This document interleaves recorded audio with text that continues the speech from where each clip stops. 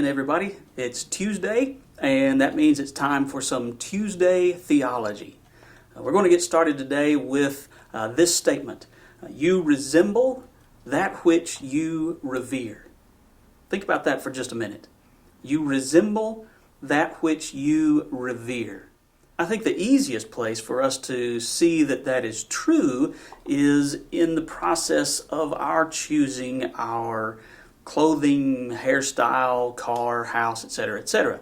Because the people that we respect, the people that we revere, whether that's peers or people that we think are particularly wise, or even celebrities and athletes, etc., those people are going to have an influence on us. And so when we go about making decisions, we may base those decisions on what we understand those people to value. And sometimes that's going to be very innocuous because I'm not sure that your hairstyle choice actually says a lot about you as a person, okay? But really the principle behind this goes a lot deeper. The idea that you resemble that which you revere, okay?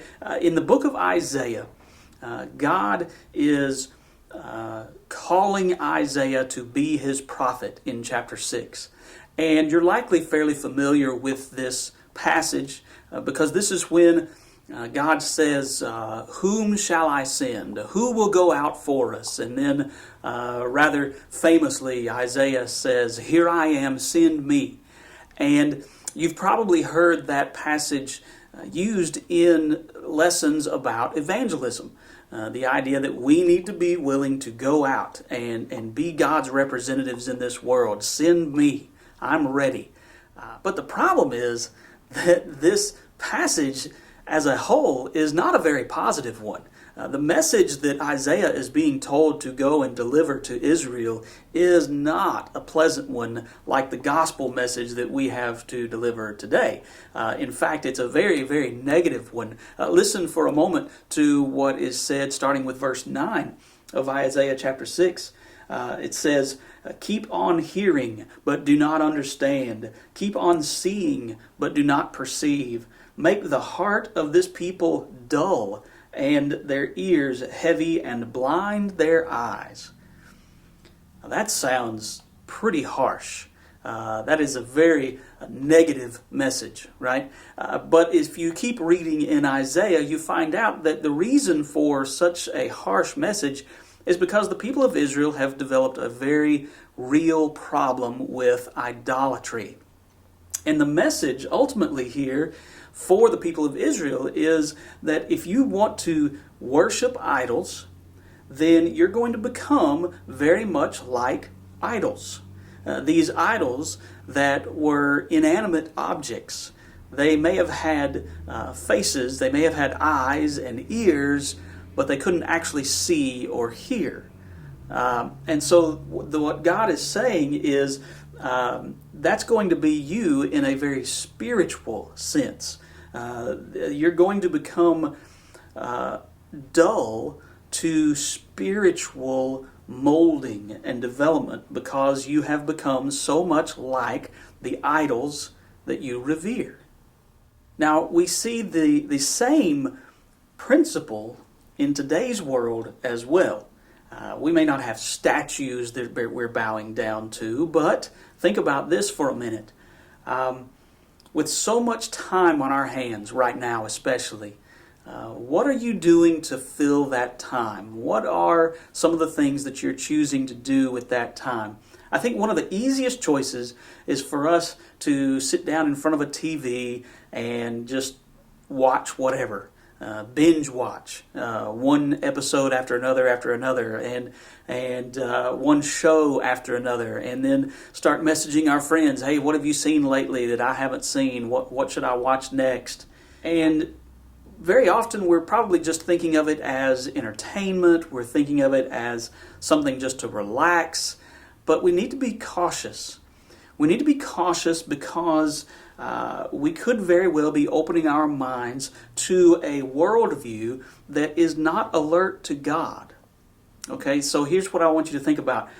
When was the last time you saw a TV show in which the main characters were presented with a problem or ran into a situation that they weren't sure how to handle, and any of those characters said, you know what we need to do? We need to pray. We need to stop what we're doing and we need to pray to God. Or when was the last time you saw any TV show in which the characters, in an effort to find out the best solution to their problem, decided that they needed to consult their Bibles, or that they needed to consult some spiritual leaders in their church, or anything like that? I'm not sure that I have ever seen a TV show like that actually did those kinds of things.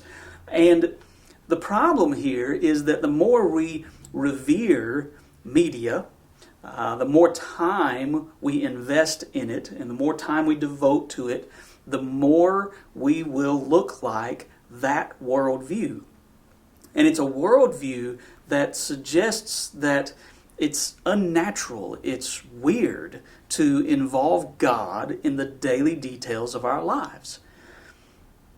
You resemble that which you revere. So whether it's media or financial security or physical appearances or any other idol that we have in this world, we are in danger of, like Israel, getting exactly what we want. One of the things that we see in Isaiah 6 is that Israel is getting what they wanted. God is saying, since you are so determined to worship these idols, you're going to become just like them, and that's going to be your spiritual downfall. The danger for us today is very similar. When we become more like the things of this world than we are like our God, He's going to give us exactly what we ask for. If we don't want to spend this life in fellowship with God and in fellowship with His people, then He's going to grant us the same in eternity, eternal separation from Him. So take some time this week for some self-examination.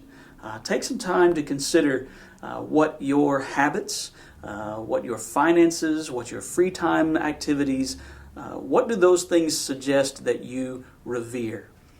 Think about that some today and some this week, and look forward to the next opportunity that we have for one of these times of digging a little deeper into the Word of God.